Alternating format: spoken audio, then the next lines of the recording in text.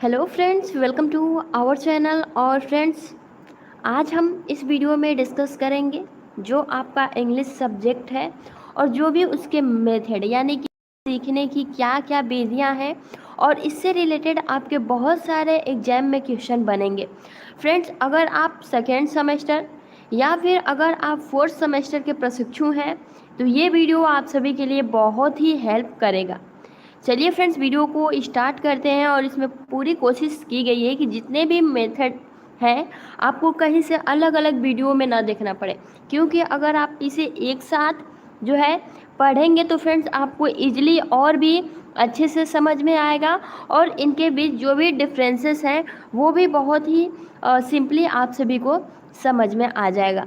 तो आज का जो हमारा यूट्यूब लाइव सेशन रहने वाला है वो रहने वाला है इस सब्जेक्ट का।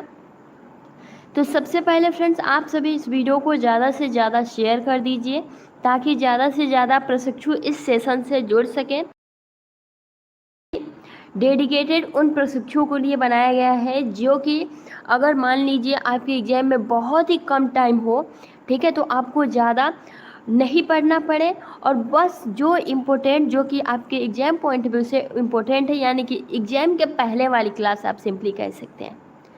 जैसे कि फ्रेंड्स, अगर हम यहाँ अगर प्रश्न पूछा जाए आप, सबसे पहले तो हम एक जान लेते हैं कि प्रश्न इससे रिलेटेड आपके पूछे कैसे जाते हैं।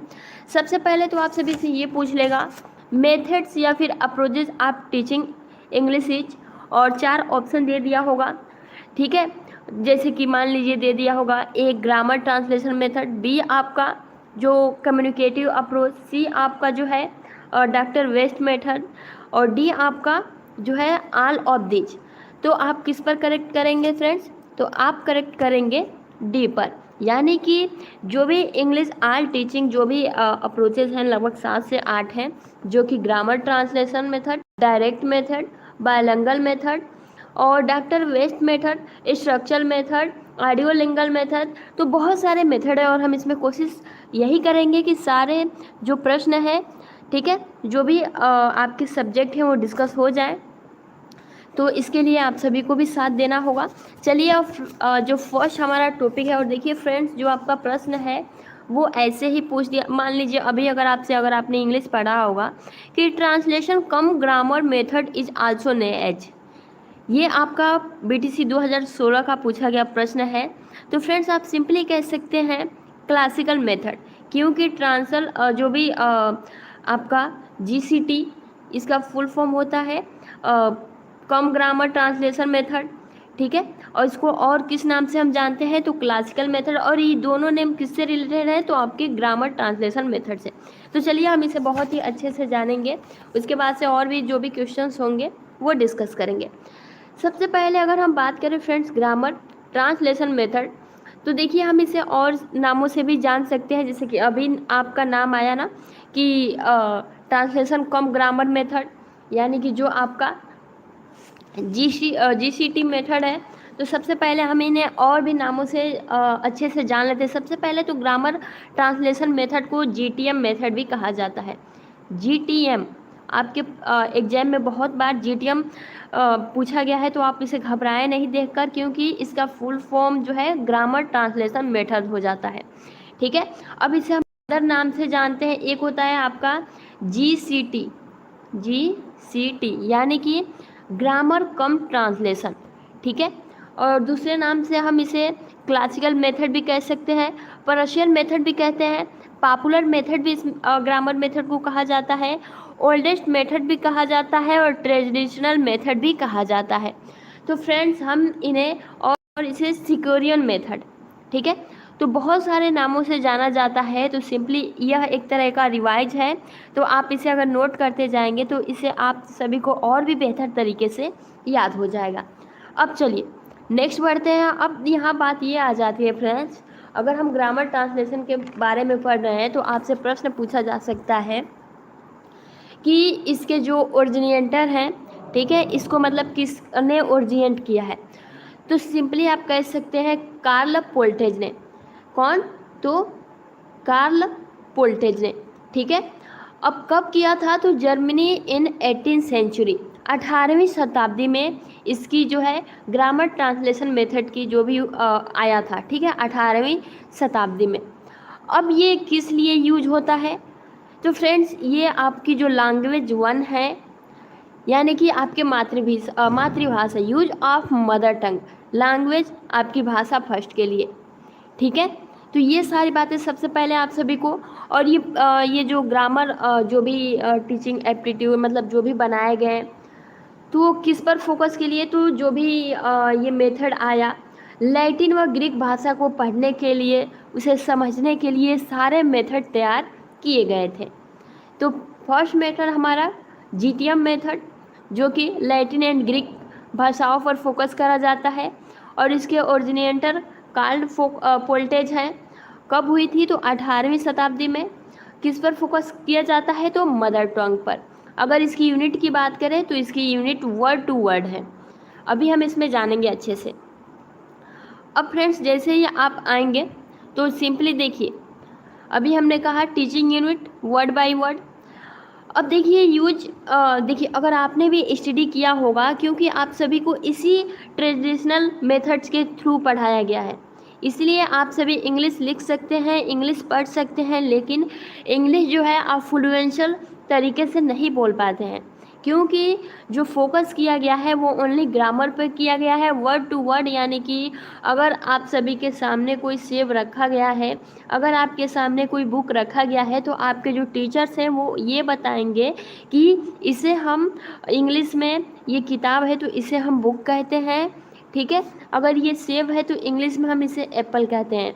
अगर कहीं लिखा गया हो कि मतलब नेम, तो आपके टीचर्स ये बताएंगे कि आपके मातृभाषा में हम इसे नाम कहते हैं, ठीक है।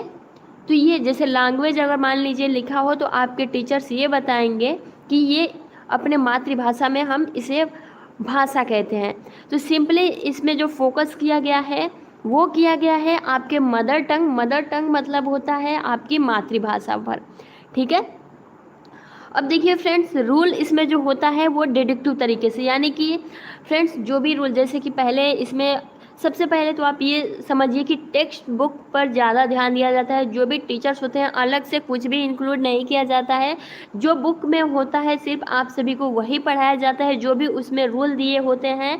यानी कि इसमें जो प्रोसेस आगे की तरफ हम कैसे बढ़ते हैं, तो रूल टू एग्जाम्पल, यानी कि सबसे पहले आप सभी को रूल बताया जाएगा, देन एग्जाम्पल। और सेम अगर आप ग्रामर ट्रांसलेशन, ये जो हमारा जीटीएम मेथड है, इसे आप समझ जाते हैं, तो बिल्कुल इसके विपरीत आपका डायरेक्ट मेथड आता है, ठीक है। बिल्कुल विपरीत जो इसमें हो रहा है उसमें डायरेक्ट मेथड में बिल्कुल नहीं होगा। इसमें ग्रामर पर फोकस किया जा रहा है, आपके डायरेक्ट मेथड पर ग्रामर का जो भी है मतलब उतना यूज ही नहीं किया जाएगा, ओनली अपने टारगेट लैंग्वेज पे यूज किया जाएगा। ग्रामर क्या है क्या नहीं है इस पर ज़्यादा फोकस नहीं होता है, ठीक है। तो यही बिल्कुल आप कह सकते हैं जो आपका जीटीएम मेथड है उसका जो रिएक्शन है वो डायरेक्ट मेथड है, ठीक है। अगर इसमें बात करें तो फोकस ऑन, यानी कि जो आपका ये टीचिंग आप होता है, और यूनिट आप टीचिंग वर्ड वोकैब पर ज़्यादा फोकस आप कह सकते हैं, ठीक है। और देखिए ये फोकस जो है रीडिंग एंड राइटिंग पर किया जाता है। ग्रामर ट्रांसलेशन मेथड में किस पर फोकस किया जाता है, तो रीडिंग एंड राइटिंग पर। और इसमें जो भी कैंडिडेट होते हैं, जो भी बच्चे होते हैं, छोटे बच्चे, उन पर देखिए स्टूडेंट नॉट एक्टिव, क्योंकि जो भी एरर्स होते हैं टीचर्स के माध्यम से पढ़ाया जाता है। अगर बच्चे कोई गलती करते हैं तो टीचर उसे सही करके दे देते हैं, लेकिन ये नहीं बताया जाता है कि आप इसे कैसे सही कर सकते हैं, ठीक है। तो इस पर जो भी ज़्यादा फोकस टीचर्स पे ही किया जाता है, और जो भी स्टूडेंट होते हैं इसमें एक्टिव नहीं होते हैं, ठीक है। उसके बाद से Hindi is the method of, देखिए जो भी इसमें आप सभी के वोकैबुलरी मैंने अभी कहा, the enhance the use of list focus on the rules of the grammar, यानी कि इस पर जब ग्रामर मेथड है तो पूरा फोकस जो है ग्रामर पे ही किया जाता है। आप सभी को इसमें बिल्कुल भी कोई भी गलतियाँ आप कह सकते हैं नहीं होता है, क्योंकि ये रूल बाय रूल पढ़ाया जाता है, देन आप सभी को एग्जाम्पल प्रोवाइड किया जाता है। इसीलिए इस जो हमारा ये ग्रामर मेथड है वो टीचर का सेंटर्ड माना गया है, ठीक है। कॉन्टेक्ट और मीनिंग पर ज़्यादा फोकस ना करते हुए फॉर्म में जो फॉर्मेशन होता है, वाक्य होता है, यानी कि अगर मान लीजिए कोई वाक्य दे दिया जाए जैसे दिस इज ए फोन, तो आप सभी को बताया जाएगा वर्ड बाय वर्ड। दिस मतलब यह मैंने एक, फ़ोन मतलब आप मोबाइल फ़ोन, तो यह एक फ़ोन है, ऐसे आप सभी को बताया जाएगा छोटे बच्चे को। तो ये वर्ड बाय वर्ड पर ज़्यादा फोकस करता है। यूज ऑफ टेक्स्ट बुक होता है, इसमें एक्यूरेसी बहुत ज़्यादा होती है क्योंकि रूल बाय रूल और ग्रामर तरीके से पढ़ाया जाता है। एक सिस्टमेटिक तरीके से इसमें स्टडी होती है। वर्ड फॉर्मेशन होता है। लिटरेचर, देखिए इसमें लिटरेचर साहित्य जो होता है उस मतलब अगर कोई कैंडिडेट, अगर बच्चे इस मेथड से पढ़ते हैं तो कहीं ना कहीं वो साहित्य में भी बहुत अच्छे होंगे, है ना, क्योंकि जो भी है वो रूल बाय रूल होता है इस वजह से। ठीक है, तो यही आप देखिए, अब इससे बाहर आपके इस मेथड में कुछ नहीं आएगा। अगर देखिए, अगर हम इसके दोष गुण की बात करें, डिमेरिट्स, तो देखिए सबसे पहले तो अगर इसके दोष की बात की जाए तो not focus speaking and listening, क्योंकि अभी आपने जाना कि राइटिंग पर फोकस करा जाता है। ठीक है, और इसमें जो फोकस और इसकी जो भी मतलब दोष हैं वो है not focus speaking and listening, यानी बोलने और सुनने में जो है इस पर फोकस नहीं किया जाता है, स्पीच को नेगलेक्ट कर दिया जाता है। ओनली बुक्स इंग्लिश, जो भी बुक में दिया होगा, मैंने कहा यूज ऑफ टेक्स्ट बुक का ज़्यादा प्रयोग किया जाता है। नॉट एग्जाम्पल टू रूल, इसमें एग्जाम्पल के थ्रू रूल नहीं समझाए जाते हैं, इसमें रूल के थ्रू आप सभी के एग्जाम्पल को बताया जाता है। तो ये आपका जो हो गया फ्रेंड्स, ये आपका हो गया ग्रामर ट्रांसलेशन मेथड, यानी कि जीटीएम मेथड, यानी कि क्लासिकल मेथड, यानी कि पर्शियन मेथड, यानी कि सिकोरियन मेथड, यानी कि ग्रामर कम ट्रांसलेशन, मतलब ये सारे नामों से इसे हम जान सकते हैं। तो आई होप कि ये क्लियर हो गया होगा। चलिए फ्रेंड्स, अब हम सिंपली जान लेते हैं डायरेक्ट मेथड के बारे में। सभी प्रशिक्षु इस वीडियो को आप ज़्यादा से ज़्यादा शेयर कर दीजिए ताकि और भी प्रशिक्षु इस वीडियो के साथ जुड़ सके, क्योंकि अभी बहुत कम टाइम है। तो फ्रेंड्स चलिए हम जान लेते हैं डायरेक्ट मेथड के बारे में। तो सिंपली डायरेक्ट मेथड जो है इसको डेवलप किसने किया था, तो ये किया था मैक्सिमिलन ने। किसने, तो मैक्सिमिलन बर्टरेज ने जो है इसे डेवलप ओरिजिनेट किया था। कहाँ हुआ था, तो फ्रांस और जर्मनी में। ठीक है, अगर पूछा जाए जो इस्टेब्लिश जो है वो कहाँ हुआ था, तो फ्रांस एंड जर्मनी में। तो कब हुआ था, तो 1900 में। ठीक है, आई थिंक 1990 की, यहाँ थोड़ी कन्फ्यूजन हो रहा है। और देखिए फ्रेंड्स, इसे और भी नामों से हम जान सकते हैं। अब और नाम कौन कौन से हैं, सबसे पहले तो अगर हम सिंपली बात करें तो पहले क्या था, हमारा जो जीटीएम मेथड था वो जो फोकस करता था वो मदर टंग पर करता था। लेकिन एम्स ऑफ डायरेक्ट मेथड, जो डायरेक्ट मेथड का उद्देश्य है वो है इंग्लिश टू इंग्लिश, हिंदी को बिल्कुल जो मातृभाषा है उसे बिल्कुल नेगलेक्ट कर दिया गया है। डायरेक्ट मेथड को हम टारगेट लैंग्वेज भी कहते हैं, और जो आपकी लैंग्वेज सेकेंड है, ठीक है, लैंग्वेज सेकेंड का इसमें यूज किया जाता है। तो ये सारी बातें हो गई। अब जैसे नीचे आएंगे तो ये देखिए, the unit of the direct method is the sentence, यानी कि इस पर सेंटेंस पर ज़्यादा फोकस किया जाता है। इसकी जो यूनिट है वो है सेंटेंस। ठीक है, और this method was reaction against of GTM method. मैंने अभी आपको कहा यह मेथड जो रिएक्ट था वो था जीटीएम मेथड का बिल्कुल उल्टा। ठीक है, यानी कि ग्रामर ट्रांसलेशन मेथड का। अब देखिए फ्रेंड्स, इसमें कहा जा रहा है कि the direct method is not new, it's principle have been applied by language teachers for many years. ये कोई नई जो है ये मतलब अप्रोच नहीं है, कोई नया मेथड नहीं है। ठीक है, ये बहुत सालों से इस लैंग्वेज का अप्लाइड कर रहे हैं टीचर्स, लेकिन मोस्ट रिसेंटली इट वाज जो revised as method when the goal of, देखिए इसका जो मेन पर्पज है वो है फॉरेन लैंग्वेज को आप अच्छे से बोल सकें।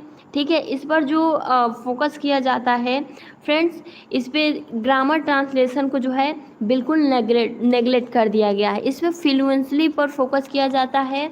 ठीक है, और देखिए फ्रेंड्स, इसमें कुछ इम्पोर्टेंट आप सभी को बस ये जानना है। देखिए the direct method is based on inductive, यानी कि उसमें क्या था, यानी कि जीटीएम मेथड में क्या था आपका, तो एग्जाम्पल टू रूल, लेकिन उसमें क्या था कि रूल टू एग्जाम्पल। इसमें पहले आप सभी को एग्जाम्पल दिया जाएगा, आप सभी को सबसे पहले समझाया जाएगा, देन आप सभी को उसके रूल के बारे में बताया जाएगा, ठीक है। और इसमें जो आपकी मदर टंग है बिल्कुल भी यूज नहीं किया जाता है, ठीक है। उसके बाद से आप देखिए, all instruction are to be given only in the target language, जो भी आपके टारगेट होंगे उसी पर ओनली फोकस किए जाते हैं, अदरवाइज कुछ भी आपको जो है अलग से नहीं बताया जाता है। यानी कि जो भी आपका टारगेट, जो भी आपको बोलना है आप इंग्लिश में बोलिए, जो भी कहना है आप सभी को इंग्लिश में कहना है, ठीक है। उसके बाद से देखिए, अगर कहा जाए तो आप यहाँ देख सकते हैं, इट्स नेचुरल मेथड, इसे हम नेचुरल मेथड्स के नाम से भी जानते हैं, ठीक है। अब देखिए, ऑन इमेजिनेशन, आप इसमें इमेजिनेशन भी कर सकते हैं, और इसमें ये भी कहा गया है कि जो नेटिव लैंग्वेज आप लर्नर इज निगलेक्टेड, यानी कि बिल्कुल निगलेक्टेड मतलब होता है बिल्कुल भी ध्यान न देना, ठीक है। और जो भी इसमें प्रोनाउंसिएशन, ठीक है, उस पर जो है ज़्यादा फोकस किया जाता है। जब जो आपकी स्पीकिंग स्किल्स मजबूत होगा तो आपकी जो प्रोनाउंसिएशन होगी वो ऑलरेडी सही होगी, तो इस पर ज़्यादा फोकस किया जाता है। लिसनिंग एंड स्पीकिंग और गिवन इम्पोर्टेंस, यानी कि जो आपका डायरेक्ट मेथड होता है वो लिसनिंग एंड स्पीकिंग पर ज़्यादा फोकस करा जाता है, ठीक है। अब देखिए, the direct method has one very basic rule, यानी कि जो आपका डायरेक्ट मेथड है उसका एक बेसिक सा रूल है। क्या?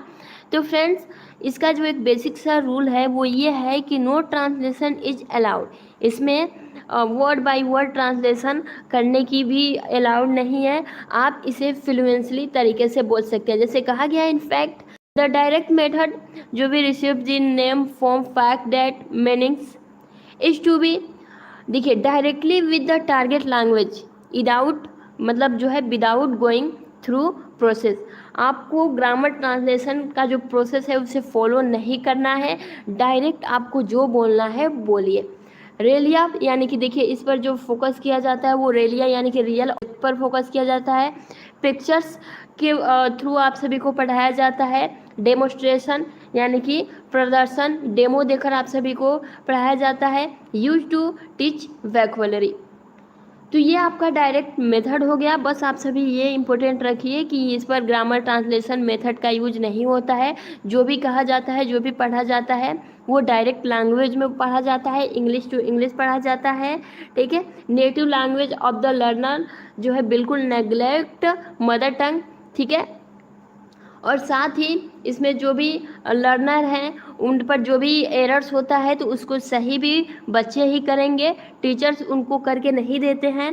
और इसमें जो एक तर्कात्मक यानी कि डिडक्टली जो भी है एक प्रक्रिया होती है, यानी कि डिबेट करते हैं जो भी बच्चे हैं और एक दूसरे से बात करके उन्हें और भी अच्छे तरीके से फ्लुएंस तरीके से अपना जो इंग्लिश है, जो अपनी भाषा है वो बोलते हैं, ठीक है।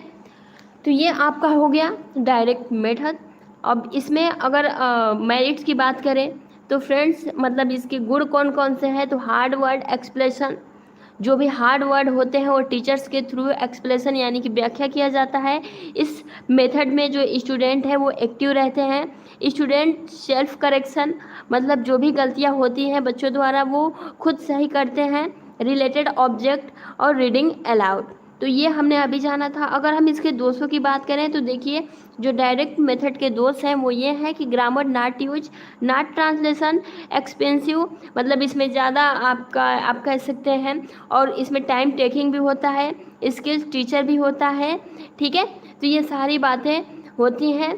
तो बस आप इतना समझ लीजिए कि इसमें ग्रामर का कोई भी यूज नहीं होता है, जो भी होता है डायरेक्ट होता है, ठीक है।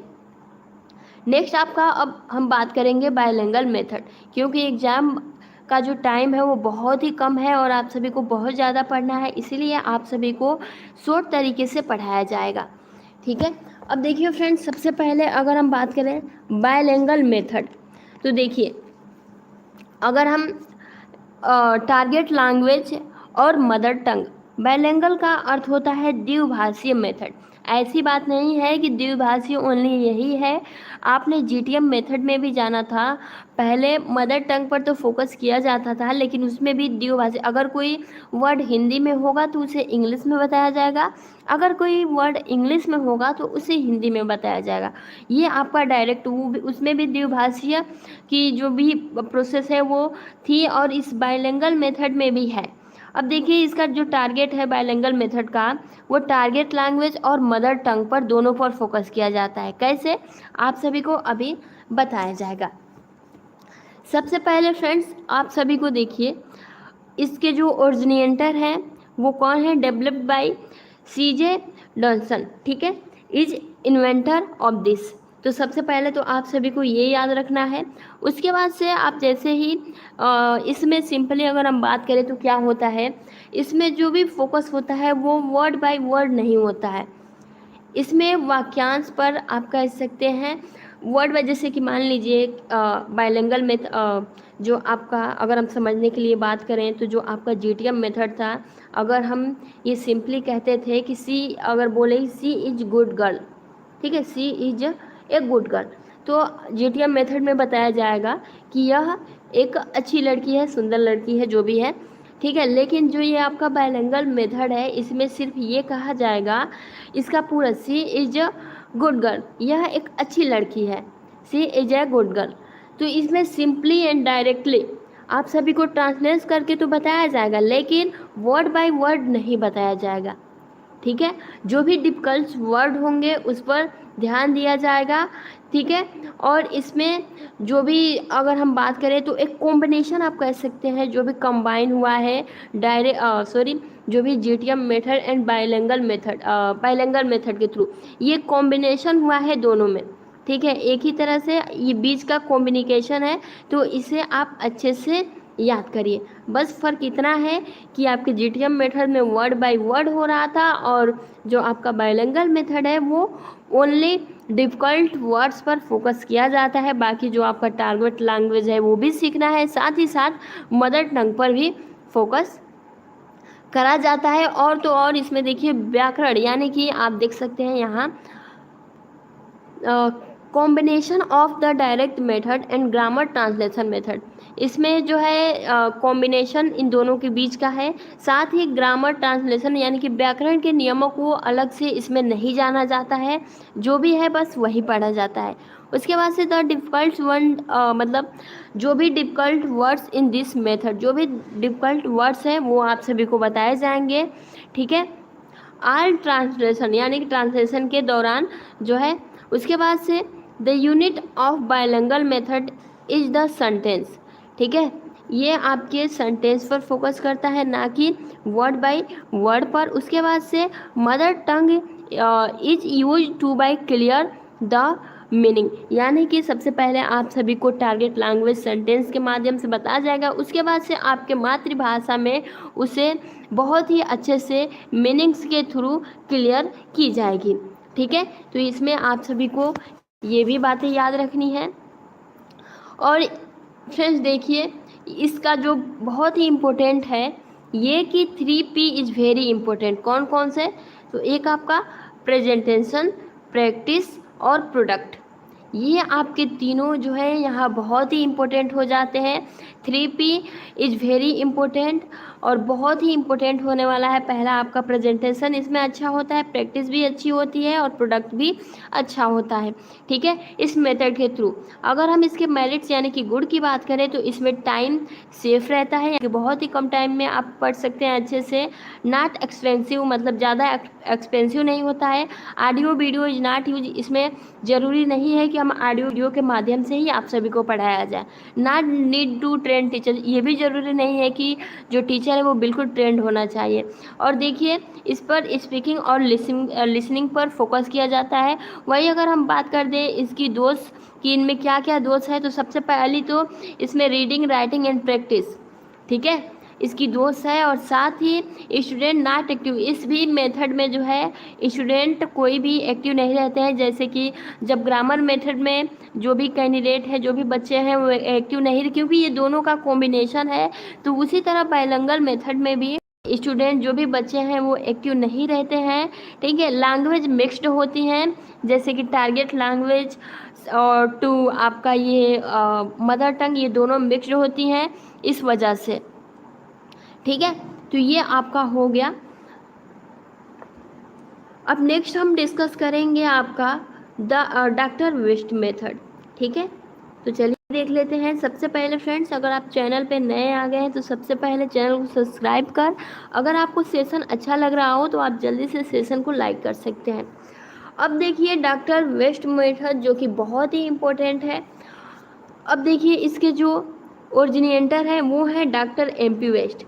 अपने ही नाम पर इन्होंने अपना जो मेथड है वो रख दिया था, डॉक्टर वेस्ट न्यू मेथड, और इसके ओरिजिनेटर डॉक्टर वेस्ट यानी कि developed by doctor MP West, ठीक है। उसके बाद से नीचे अब in this method the focus on reading, ये किस पर फोकस किया जाता है, तो ये किया जाता है रीडिंग पर।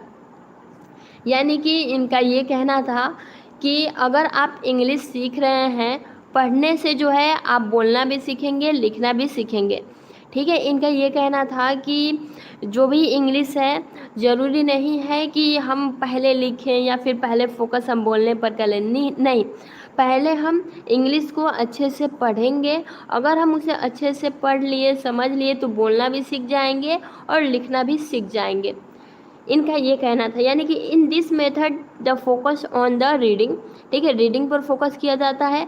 और आप सभी ने देखा होगा जो आपका GTM मेथड है वो वर्ड पर, वर्ड बाय वर्ड पर, यूनिट उसकी वर्ड बाय वर्ड थी। वहीं आपका डायरेक्ट मेथड आप देख रहे होंगे टारगेट लैंग्वेज पर, जो भी आपको बोलना है डायरेक्ट बोलिए, ठीक है। वहीं बायलिंगुअल मेथड जो आपका लैंग्वेज था वो मिक्स था, यानी कि टारगेट लैंग्वेज विथ आपका मातृभाषा यानी कि मदर टंग। लेकिन इस मेथड में जो फोकस किया जाता है वो किया जाता है रीडिंग पर, ठीक है, जिससे आप बोलना अच्छे से सीख लेंगे, लिखना भी सीख लेंगे। उसके बाद से आप देख सकते हैं English promote international relation and brotherhood and a medium of communication. तो फ्रेंड्स यहाँ कहा जा रहा है कि इस मेथड से अगर हम इंग्लिश पढ़ते हैं, तो देखिए इससे क्या होगा कि जो आपका इंटरनेशनल रिलेशनशिप, जो भी अंतर्राष्ट्रीय संबंध है वो भी मजबूत होगा। यानी कि इस मेथड से, क्योंकि बाहरी क्या होता है, क्योंकि इस मेथड को इसीलिए बनाया जो भी ग्रीक भाषा है, लैटिन भाषा है, उसे हम अच्छे से समझ सकें, ठीक है। सारे मेथड्स को इसीलिए, ये जो भी फॉरेन लैंग्वेज है उसे हम समझ सकें। तो इस मेथड का जो मेन पर्पस था वो यही था कि English promote international relation and brotherhood, यानी कि एक भाईचारा हो, ठीक है। तो इस पर ज़्यादा फोकस किया गया। और तो और फ्रेंड्स, इसमें सेल्फ स्टडी पर फोकस किया जाता है, यानी कि सेल्फ स्टडी, इसमें टीचर्स की कोई भी ज़रूरत नहीं होती, बच्चे जो हैं खुद पढ़ते हैं, खुद समझते हैं, ठीक है। तो इसमें कहा गया है कि इसमें सेल्फ एजुकेशन पर फोकस किया गया है। और देखिए स्ट्रक्चर ऑफ इंग्लिश लैंग्वेज, जो इसकी संरचना है आप देख सकते, इसमें लिटरेचर में भी रुचि रखती है, यानी कि साहित्य है, इसमें ज्ञान भी दिए जाते हैं इस जो है लैंग्वेज में, ठीक है। और आप सभी को सबसे पहले अगर पूछ दिया जाए कि टाइप्स ऑफ रीडिंग एबिलिटी, यानी कि जो भी डॉक्टर वेस्ट मेथड है इसके दो टाइप्स हैं, पहला आपका ओरल और सेकेंड आपका साइलेंट, ठीक है। तो ये सभी आप सभी को याद रखना है। और साथ ही साथ आप सभी को फ्रेंड्स यहाँ ये बता दिया जाए डॉक्टर वेस्ट मेथड की तरफ से, यानी कि डॉक्टर, आप यहाँ नाम देख सकते हैं, डॉक्टर MP वेस्ट ने दो बुक लिखा था। तो कौन कौन सा बुक था, पहला तो आपका बायलिंगुअल बुक, ठीक है, सेकेंड आपका था learning to speak foreign language. तो इन्होंने MP वेस्ट ने दो बुक लिखा था। तो इसके बारे में आप सभी को सिंपली पता होना चाहिए। साहित्यिक पर रुचि होता है इसमें, अंतर्राष्ट्रीय भाईचारा को बढ़ाने के लिए ये मेथड बनाया गया, ठीक है। नो नीड टू टीचर की कोई आवश्यकता नहीं, इस पर फोकस जो है रीडिंग पर करा जाता है, सेल्फ एजुकेशन करा जाता है, टीचर की कोई नीड नहीं है। अगर हम डिमेरिट्स की बात करें, यानी कि इसके दोषों की बात करें, तो सबसे पहले तो इसमें ये एक बोरिंग मेथड है। क्योंकि बोरिंग मेथड इसलिए है फ्रेंड्स, अगर आप अपने आप से कोई भी बुक पढ़ते हैं, अगर आपको कोई वर्ड समझ में नहीं आता है तो आप सभी परेशान हो जाएंगे। यानी कि खुद अकेले पढ़ो, उसे समझो, तो कहीं ना कहीं एक बोरिंग मेथड है। साथ ही साथ इसमें जो है इग्नोर किए गए हैं 3 स्किल्स। इसमें ये कहा गया है कि ओनली अगर रीडिंग कर लेते हैं तो बोलना भी सीख जाएंगे, लिखना भी सीख जाएंगे और लिसनिंग। ठीक है, तो इन तीनों को जो है इन लोगों ने इग्नोर कर दिया है, तो ये एक एक डिमेरिट्स है इसकी, यानी कि दोष है। ठीक है, तो ये हमने 4, आई होप कि आप सभी को क्लियर हो गया होगा। तो चलिए फ्रेंड्स, हम इसके बारे में थोड़ा जान लेते हैं। ऑडियोलिंगल मेथड है। सबसे पहले तो आप सभी ये समझिए, जो आपका ऑडियोलिंगल मेथड है, इसे हम और भी नाम किन किन नेमों से, मेथड, आर्मी मेथड और ऑरल ऑरल और ऑरल मेथड, तो इन 3 नामों से हम इसे जानते हैं। ठीक है, और सिंपली अगर हम बात करें तो इसे जो है ना वर्ड बाय वर्ड पढ़ाया जाता है और ना ही कुछ। इसमें वाक्यांश के द्वारा आप सभी जो भी फ्रेजेज होते हैं इसके थ्रू आप सभी को पढ़ाया जाता है। जैसे कि आप सभी देख सकते हैं, a teaching method that focus listening and speaking. इस जो आपका ऑडियो लिंगुअल मेथड है, इसका जो टारगेट है, इस पे जो फोकस किया जाता है वो किया जाता है लिसनिंग एंड स्पीकिंग पर, सुनने और बोलने पर। ठीक है, इसमें ये भी कहा गया है कि नो यूज मदर टंग। इसमें मदर टंग का बिल्कुल भी यूज नहीं होता है। ठीक है, नेक्स्ट आपका आ जाता है इंग्लिश मेथड। क्या है, जब मदर टंग का यूज नहीं होगा तो इंग्लिश टू इंग्लिश आप सभी को इस मेथड में पढ़ना होता है। ठीक है, साथ ही अगर बात की जाए, देखिए टीचर्स यूज डायलॉग्स जो इन द दिस मेथड। सबसे पहले फ्रेंड्स देखिए, जो भी टीचर्स हैं वो बहुत ही अच्छे से समझाते हैं। पहले तो एक पूरी होल क्लास, पहले एक पूरी क्लास को समझाएंगे जो भी है इंग्लिश टू इंग्लिश। ठीक है, स्पीकिंग एंड लर्निंग। उसके बाद से एक स्मॉलर ग्रुप को, यानी कि पहले पूरी क्लास को, फिर एक छोटी सी ग्रुप को, फिर इंडिविजुअली यानी फिर अकेले। यानी कि आप कह सकते हैं कि तीनों तरीके से इस मेथड में आप सभी को समझाया जाता है, आप सभी को पढ़ाया जाता है। तो जो बहुत ही मतलब इसमें जो है यही सबसे अच्छा है टीचर्स के थ्रू, कि बच्चों के हिसाब से पढ़ाते हैं और सभी को समझ में आए उस तरीके से पढ़ाया जाता है इस मेथड में। साथ ही फ्रेंड्स, इसमें बात की जाए, in this method all skills are given attention but most important skill listening and speaking. देखिए कहा जा रहा है कि in this method all skills given attention. ठीक है, सब पर ध्यान दिया जाता है, लेकिन जो मोस्ट इम्पोर्टेंट स्किल्स है कहा गया है, वो कहा गया है लिसनिंग एंड स्पीकिंग पर। ठीक है, नेक्स्ट, जो learner will be copy of the teacher. देख सकते हैं फ्रेंड्स, और हाँ एक इम्पोर्टेंट देख सकते हैं, रिपीटेशन ऑफ जो भी आपके फ्रेजेज, यानी कि फ्रेजेज एंड सेंटेंसेस।